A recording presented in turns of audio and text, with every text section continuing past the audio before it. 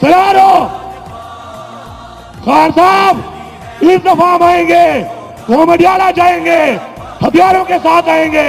अगर गोली मारी तो एक के बदले में 2 गोलियां मारेंगे।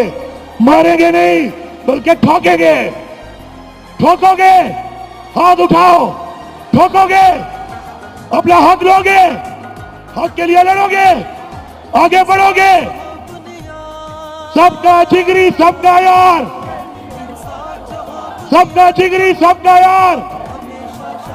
सारे पाकिस्तान की आवाम सुन ले, इस महीने की 22 तारीख को हर तहसील में, हर जिले में सबने निकलना है और निकलकर यकजहती करनी है। इमरान खान की रिहाई का मुतालबा करना है।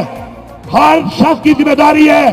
इमरान खान हमारी जंग लड़ रहा है, हमारे बच्चों की जंग लड़ रहा है। 22 जून को पूरे पाकिस्तान में, पाकिस्तान के हर हल्के और तहसील और जिले में हम निकले।